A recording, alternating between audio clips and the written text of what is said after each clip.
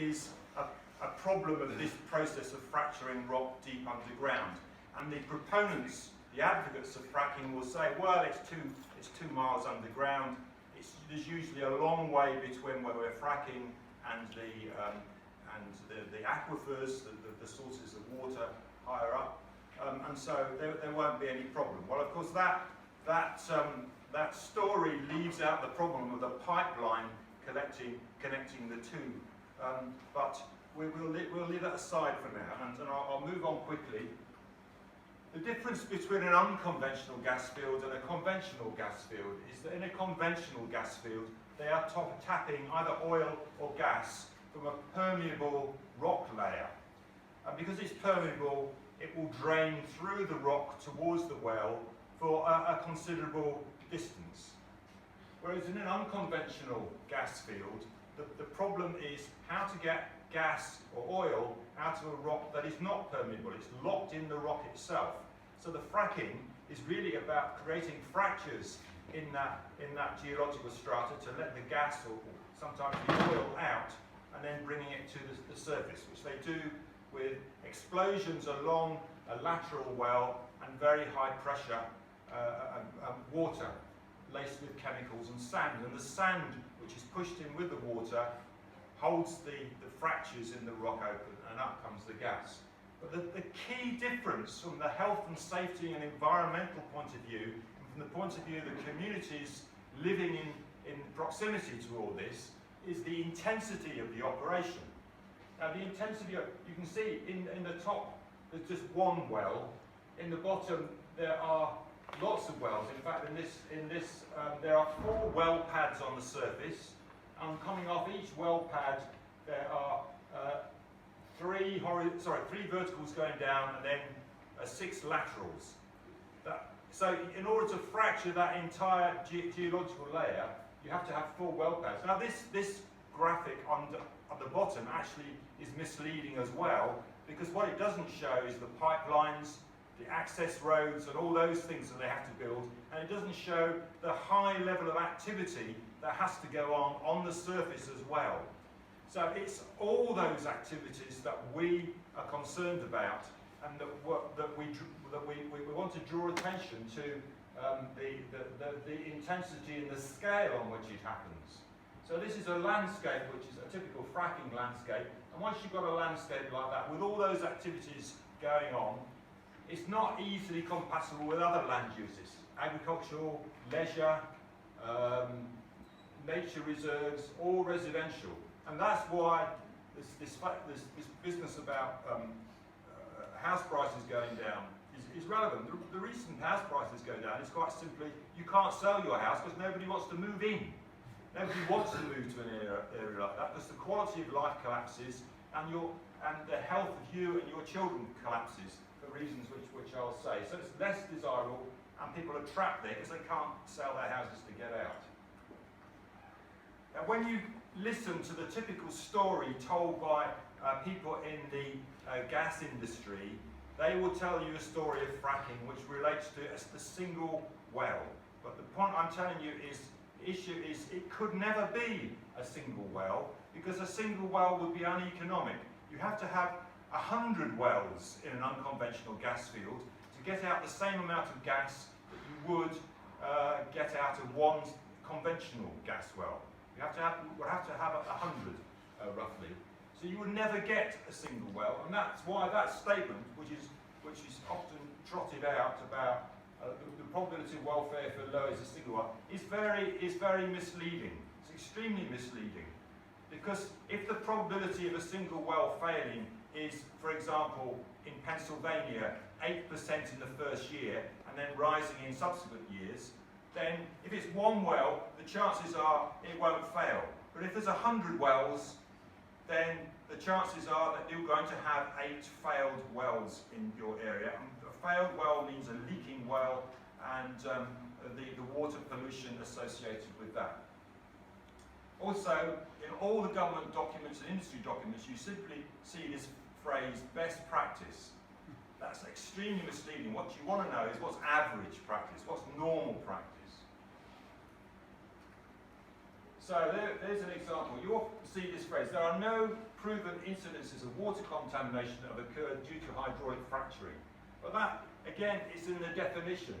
It excludes instances of the drilling damage, the fouled well casing, that's the cement sleeve around the borehole and the metal pipe. It excludes the tanker accidents. So it is some typical figures. Between 2009 and 2010, there were 4,000 Pennsylvania shale wells, 630 reported environmental health and safety violations, of which half were leaks and spills. There's a recent article which showed that in North Dakota, of every 3 wells, for every 3 wells, there was a major water contamination incident caused by a spill at the surface. That's often radioactive water from deep underground, and water containing all sorts of chemicals, not just from the chemicals that were pumped down, but from the chemicals that were already in the ground 2 miles down, like benzene, toluene, xylene, ethylbenzene, radon, radium, you name it.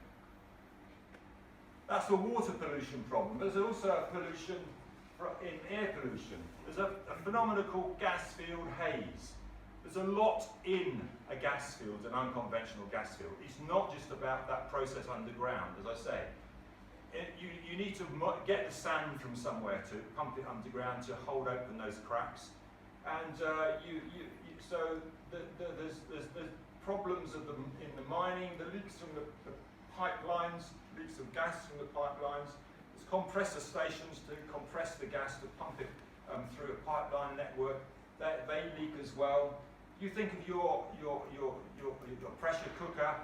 It vents in order to maintain the pressure inside. In order to maintain the pressure in a gas network, you have to have venting as well. So you have flare stacks.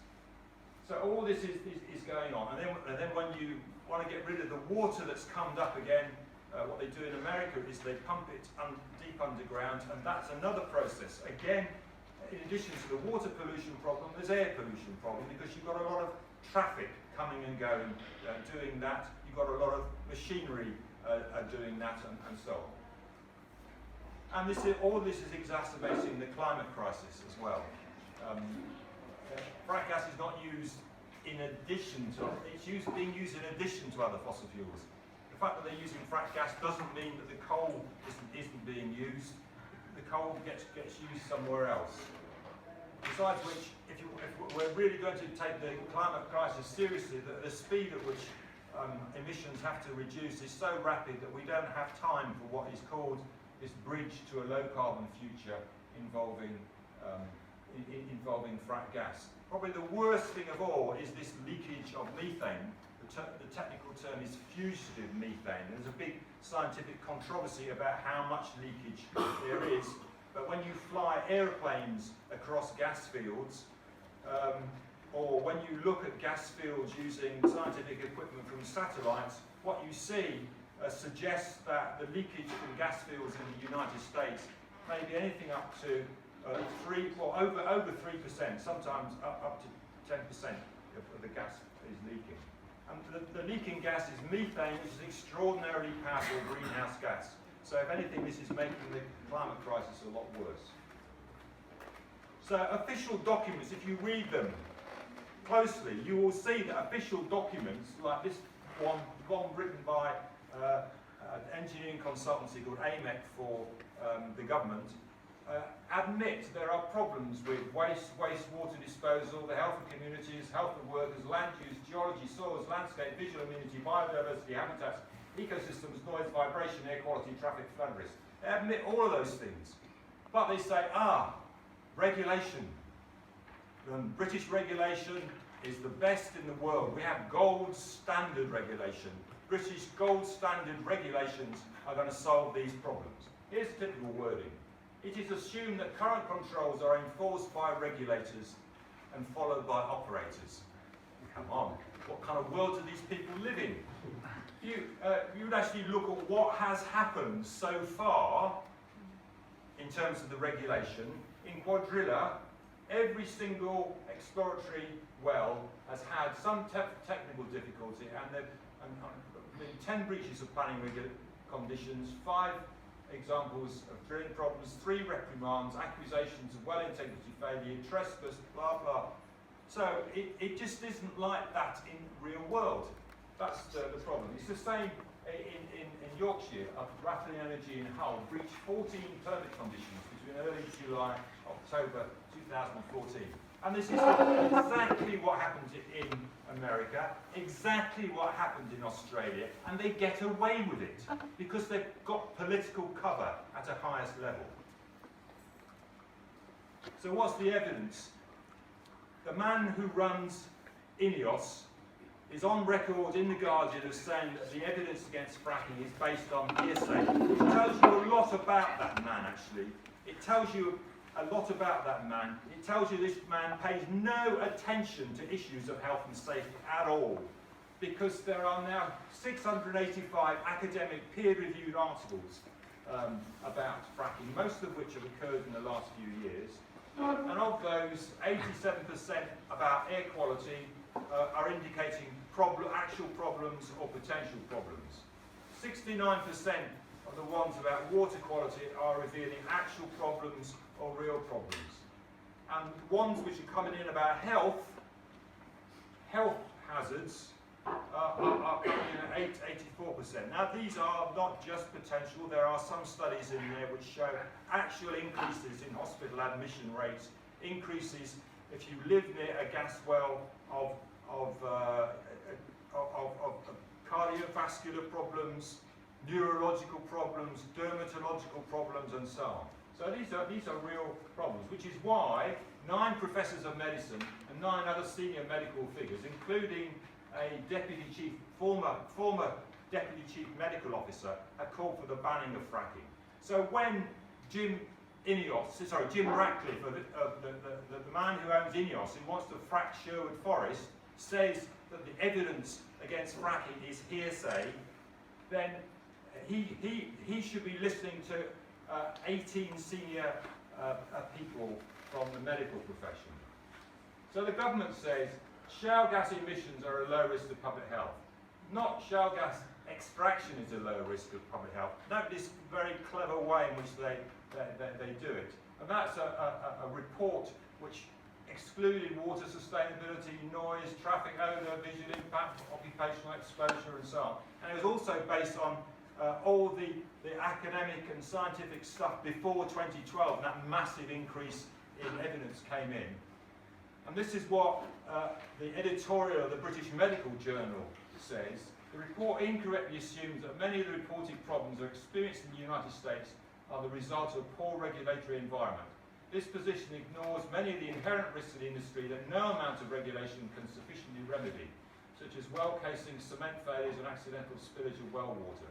There's no reason to believe that these problems will be any different in the UK, and the report provides little evidence to the contrary. So I'll say no more of that. That's my truncated version. If you want my longer version, I'll do it another time. So, nice. Thank you, Brian.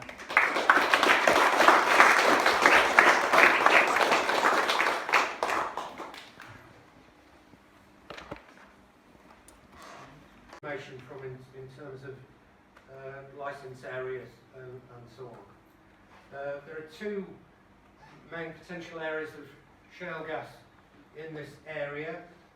One of them is the orange area here between Derby and Nottingham down towards Melton Mowbray, called Liverpool Trough, and the other that's more relevant to what we're talking about today, a much larger potential area.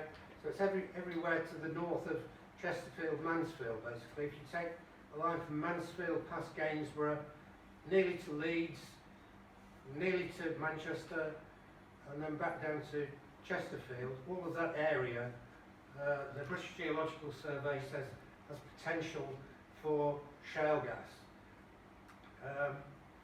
That's a cross-section across the Liverpool Trough and the Gainsborough Trough, the area in the north, and it's the orange area at the bottom, which is where there might be shale gas. So this is 3 or 4 kilometres down. This area here is is that sort of area. So in fact, further north, North Nottinghamshire and into South Yorkshire, there's actually deeper potential layers of shale gas. And that's the target of what they're aiming at. And in order to get to that, they will go through a layer of coal, which is here. And so there might be coal bed methane as well as methane from the shale gas down here. And they also have to go through aquifers. In terms of this area, this is the licences that the government has agreed to give out. Almost all of them in this area is INEOS. So you might find it difficult to see. That's Mansfield there, Chesterfield here, Worksop there, Retford there. This is Ollerton, and the sort of Sherwood Forest area. The Sherwood Forest Visitor Centre is in that sort of area, but all of this is Sherwood Forest. And this line here is the line of what the government thinks, or what the Geological Survey thinks, might have shale gas. So it's everything to the north of Mansfield, basically. And these are 10 kilometre squares, which have been let out as licences. And in this area, almost everything has gone to INEOS. It is now gearing up to well, initially to explore. This, just for reference, is on the left, groundwater source protection zones. So this is down the centre of Nottinghamshire, and that goes from Doncaster in the north to Nottingham in the south. Mansfield's there, Worksop here. All of this area is sandstone aquifer where we get drinking water from. And what the government says is that there are small blue dots, which is where the water is actually taken from, and then an area around that dot. What the government says is you can't drill actually in the blue dot, but you can drill anywhere else through this aquifer. So most of this area, certainly to the northeast of Mansfield and to the southeast of Mansfield, is a groundwater source protection zone, they call it, except they're not going to protect it. The other map is a map of earthquakes for the British Geological Service. It's minor earth tremors. This is the outline of the country. So this area is sort of central Nottinghamshire. The red dots are where there's been seismic activity, minor earthquakes, if you like, due to mining. And what they say is that Ollerton is the earthquake capital of the UK. So it's already a seismically sensitive area. This is what INEOS said. They've recently been advertising for people to assist them in developing this area for shale gas. This is background information that they produce for seismic testers. And what it says is that this process was undertaken to give the community an idea of the maximum number of well sites they can expect to see in a licence, as well as the number of wells. It shows up to 30 well sites within the licence and up to 396 horizontal wells. That's within an area of 6 miles by 6 miles. That should recognise the example doesn't take into consideration the geology, the topography, etc. So this is the example they give. This is a 10 kilometre or 6 mile square, and these marks here are where they say there will be well pads. So every 2 miles there will be a row of well pads. The well pads will be about 1 kilometre apart. So that's 30 well pads within that zone. And these lines from the well pads are what Brian was showing earlier, the horizontals, which go out for a mile from the well pad. So that actually shows 360 potential horizontals from 30 well pads. Now, as soon as this was made public, INEOS immediately withdrew this from their website. Though I think you can still get up 1 or 2 other anti-fracking websites. And they said, oh, we were mistaken. It's not up to 396 wells, it's only up to 100 wells. So this is a mock-up of what that might look like. So this is the licence area we're in at the moment. So it's Mansfield here, where we are at the moment, at the bottom. Forest Town there, Clipstone, Mansfield Woodhouse, Market Warstock, Meadenvale on the top right, Shirebrook on the top left, and Plesley there. So that's this 6 mile square area, and this is what it would look like if we had just 10 well pads. The well pads are perhaps shown rather larger than they might be, and that's sort of 5 horizontals. And as you can see, there's plenty of other area that they could go for. They could easily get 20 well pads in here, and perhaps 200 horizontals. But that's what INEOS said they will be aiming at. 10 well pads with 10 or possibly 12 laterals from each one. In other words, the whole area will be fracked. They might initially start talking about a single well to explore, but that is what they will be aiming at over the next 10 years or so, if they get away with it. This is just some background information about INEOS. Large chemical company. A few years ago they had a toxic spill into the Manchester Ship Canal, and just last year I think they eventually went through to a fine of £166,000. So that's INEOS at Runcorn. This is INEOS at Grangemouth in Scotland. Breached health and safety regulations 34 times in 4 years up to 2015. Officially condemned as poor for pollution 3 years in a row. More than 20 staff injured since the start of 2015. That's in March. And this is a list of some of the safety violations that INEOS around the world. So INEOS, Grangemouth 2008, they've got site of Cologne here. This is a picture of the fire at INEOS on the outskirts of Cologne.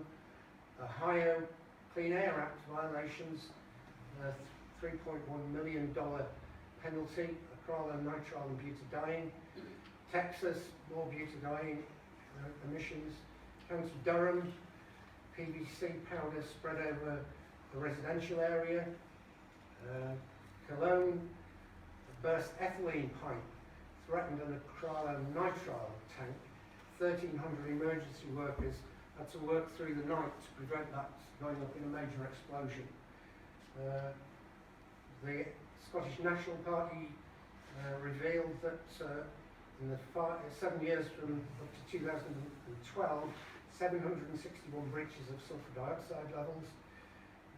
In the US in 2012, failure to comply with rules on chlorine chemicals, fined $175,000. The Runcorn spill I've mentioned.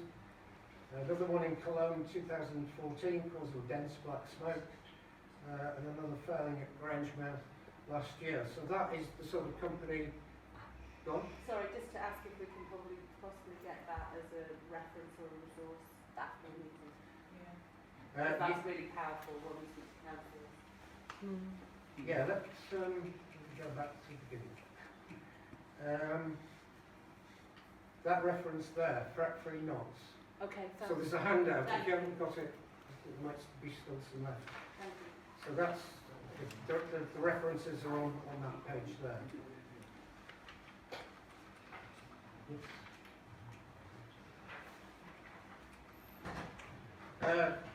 That's just more information about the record of INEOS built on debt, moved their headquarters to Switzerland to avoid tax in the UK. They're talking about moving back for public relations reasons. Only the headquarters, not the tax work. Oh, right, yes. And that's Jim Ratcliffe, who Brian mentioned, who runs INEOS. And they were talking, this is the Liverpool Echo was reporting, they were talking about 200 wells for each 6 mile by 6 mile parcel of land with the promise of 400 million for landowners. So if you completely trash the whole 6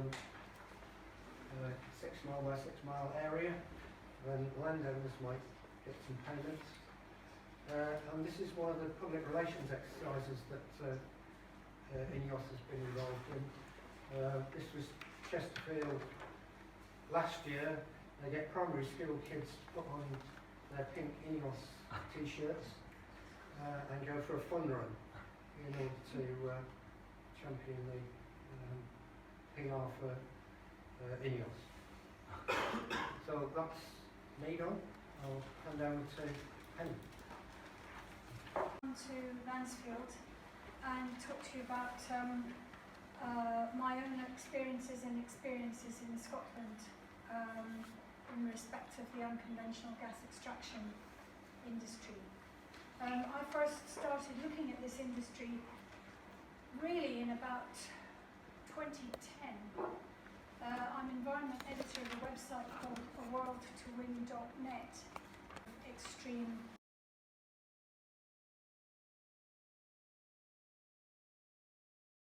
in the United States, and I started to follow it then. And then we had the earthquakes in Blackpool and the subsequent moratorium, which was then lifted under pressure from George Osborne, who was in turn under pressure from his father-in-law, and the decision of the Cameron-Osborne leadership of the Tory party that we were going to be going all out for fracking in the UK. Subsequently to that, I wrote with other people, wrote a book called Fracking Capitalism, which I can't sell you a copy of because it sold out 2 editions, which was, it's a bit out of date now anyway. So if it's okay with you, I'm going to sit down so that I can see my notes.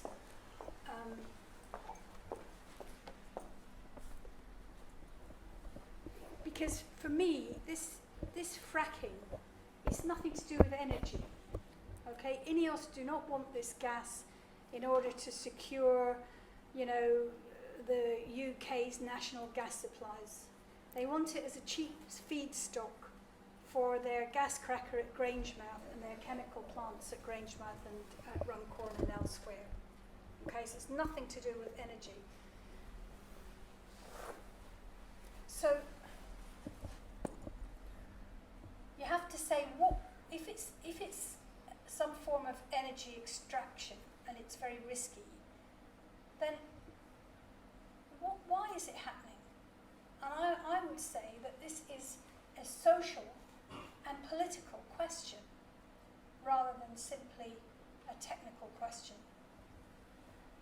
Because you know, we're being subjected to the most massive government and industry-backed campaign to try to force communities to accept fracking and other unconventional gas extraction. And to achieve this, the Tory government has overturned centuries-old property laws, trespass laws, bribed local authorities, huge tax breaks, a significant investment of public money to get it going, and a huge transfer of public funds out of the promotion and development of renewable energy and into fracking. So we have to say, well, what, you know, why is that? And I'm going to skip a lot of the stuff that I was going to say to you because I can see that really people here know about the technical side, okay?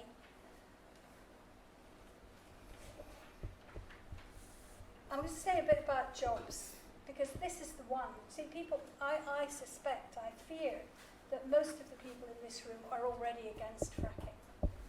But the problem that we've got is that the big pressure is going to be on people who are desperate for work. People who are desperate for a decent wage. And the government is going to claim that this industry will create 64,000 jobs. Good jobs, they always say. Well, of course, that figure was conjured up out of the air by Ernst & Young on behalf of the Institute of Directors.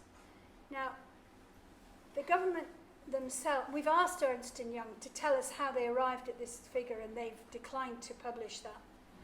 But in fact, the government itself has a much more respectable figure at its fingertips. The AMEC report, which Brian referred to, actually also included a prediction about jobs.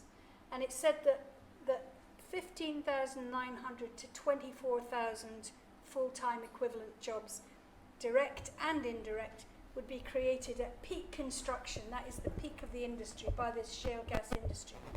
But that figure has, which the government itself was using in its press releases, has mysteriously disappeared. And if you look on the government's website, if you want to find out about jobs, it refers you to the Institute of Directors website. So they trashed their own figure, which was actually very carefully worked out, and replaced it with this fiction. And what kind of jobs? So in the planning phase, you know, it's office-based roles, administration, legal and planning officers, field officers who will go out, who'll be office-based but will go out into the field, such as geologists and engineers. And these jobs are going to be in remote company offices, possibly not even in the UK, and certainly nowhere near any of the communities that are going to be facing the fracking operations. And INEOS recently held a big recruitment operation for people to run their Scottish fracking operation, which, by the way, we have a moratorium in Scotland, so, but they're obviously very confident about what's going to happen now that the Scottish elections are over. And where did they advertise? They only advertised it in London, and all the interviews were in London. So not many jobs there. So then during the drilling phase, you get riggers, welders, and surveyors. And those jobs will last a few months, and certainly less than a year. And some people suggest 9.8 full-time equivalent jobs per well. But the teams will move from well to well and drilling area to drilling area. So, I mean, what's happening? If you count 9.8 full-time equivalent jobs per well, those people are then going to move on to another well. We can't claim that as another 9.8 jobs. So there's a lot of double or even treble or quadruple accounting going on here. There's a lot of talk about spending in the supply chain, and this is a big issue in Scotland where, you know, there's a desperate crisis in the North Sea oil industry and people are tempted to clutch at straws. But the boss of Quadrillo made very clear recently that in his view, this desperation of the supply companies is a great opportunity for his company to screw them right down on price. There is some scope for jobs in the production phase. Petroleum engineers, wellhead operators, and site managers. And they could be sort of semi-permanent in communities. These could be people who will rent a house in the area, or maybe stay permanently in the week in a bed and breakfast and go home at the weekends or whatever. But given the short lifespan of the companies and these jobs, they'll move on within a few years. So the spend in the supply chain and in the local economy is going to be temporary and minimal. And if we think about the longer term, bigger picture, rapid industrialization of rural communities followed by a subsequent bust will lead to a loss of identity and hope. And we know this from the experience of the mining industry, where rural farming settlements became mining villages, and these mining villages are now still struggling to work out a new purpose and identity for themselves following the ending of the coal industry. 150,000 jobs lost in Pennsylvania this year alone in the extraction industry. And communities are being left with thousands of abandoned wells as these small to medium-sized drilling companies go bankrupt and simply walk away. Where do these communities go from here? You know, their lives, their communities have been destroyed in the name of this industry, and they are left with the long-term consequences. Areas where there's intensive gas extraction will find that other kinds of companies are unwilling to move in. Houses will lose their value. The housing market will stagnate with the loss of construction jobs. Not only homes, but businesses will find insurance difficult to come by and expensive. And tourist areas are particularly at risk because people don't want to spend their holidays breathing condensate in a gas field. So any marginal increase in jobs is likely to be A, temporary, and B, eliminated by other losses. And the companies won't clean up. The Tory government has eased the rules so that it's easier for companies to simply walk away. Local authorities will find it very hard to impose special clean-up conditions unless there are national conditions. And in any case, what does cleaning up mean? You know, the wells and the leaking pipes and the fracking fluid is down there forever. And they'll go on, leaking fluid and chemicals. Health and safety is a big issue in my view. You're telling people there's going to be jobs. You know, in the US, there are thousands of workers suffering from a range of unexplained illnesses.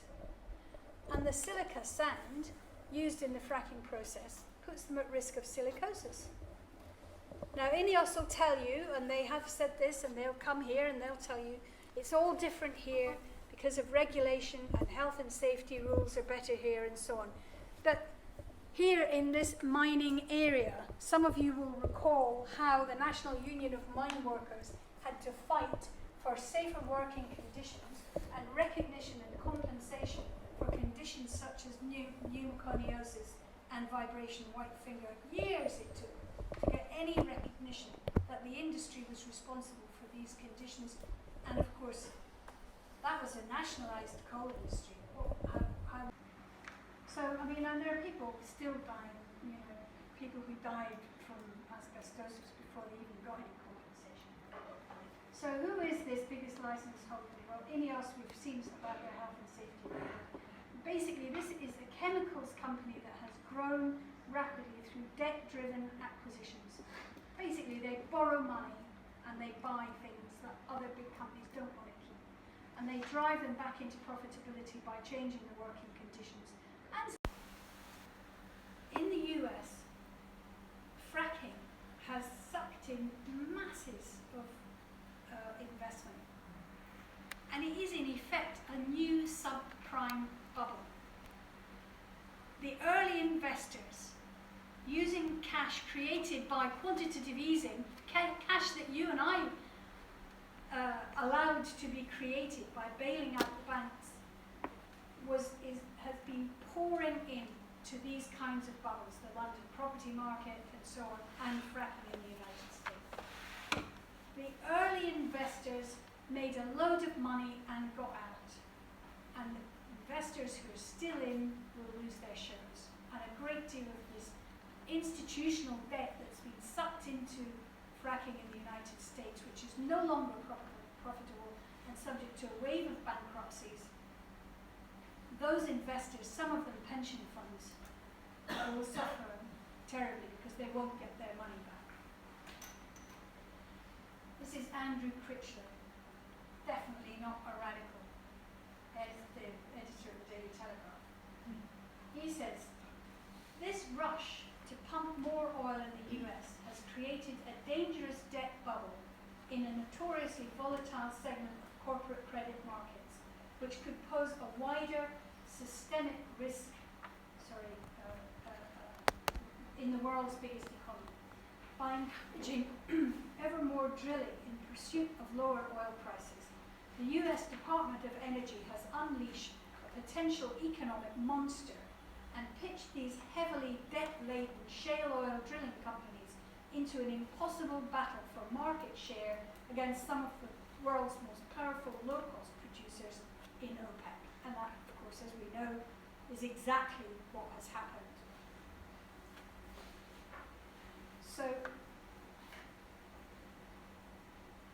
basically what it's about making money out of short investments. And, of Of course, as you know, this government are extremely influenced by what happens in the City of London and by the pressures that they're put under. And in effect, our government is acting as a snake oil salesman for the industry precisely because it is a government that rules us on behalf of these corporations and these smart investors. The inflation of a fake bubble is their only vision, their only solution for restarting a slowing economy and having any hope of reducing the deficit, which, as you know, continues to increase. And this backward-looking and discredited vision of fossil fuel investment is being foisted on us, really in the interests of the 1%. And we are the 99%, and as always, we are the ones who are going to pay the price. The corporations cannot make a fast enough buck out of renewables. So the government moved the public subsidies out of renewables and into fracking. It's as simple as that. But actually, some of the more forward-looking companies are actually changing their perspective. I think it's EOS, one of the big six energy companies. They've just sold all their gas extraction interests in the North Sea. They want to liquidate that money because they want to invest in a huge offshore wind farm off the coast of Germany. And you know, the development of renewables is a big part of this fall in the oil price. It is beginning to have an impact, and a lot of companies want to get out. Why is our government trying to tie us to the rabid tail end of a fossil fuel industry that is at the end of its life, not the beginning, whose time is over and past?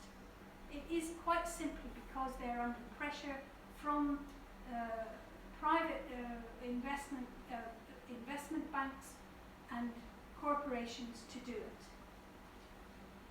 As Caroline Lucas, the Green MP, said, it's increasingly difficult to tell the difference between the fracking companies and the government that's supposed to be regulating them. The fracking companies and the investment brokers who are trailing along behind them. So what we have to say is there's no democratic decision making here. Support for fracking is down to about 19% nationally, and we know how many people supported it in Ryde. 36 out of about 4,500 respondents to the public consultation supported fracking. So I would say that this dash for unconventional gas, what it shows is we urgently need to advance beyond the current corporate post-democratic market state and establish a real democracy. Communities have to come together and write their own community charter, as they have in Falkirk, and include in it the things that they care about and that they value. And on that basis, they should then grant or refuse a social license to any development in their area. And they have to be ready, we have to be ready, with all forms of political action to make sure that these social licenses can be enforced. We need to break out of our hollowed out democracy and start to create the transition beyond corporate rule. This is our peasants' revolt, this fracking business. This is our leveller's moment. This is our Chartist movement. We need a new social and political structure where we can collectively plan our economic development, our community life, and energy production in our interests and for the benefit of people and planet. So I would say, I would argue, and this is not a party political thing. Leave this party political old hat stuff at the door. We're not going to be sectarians here. What we're talking about really is having a democratic future where we can defend our lives and the lives of our children and our families from this ferocious, dirty industry. Thank you.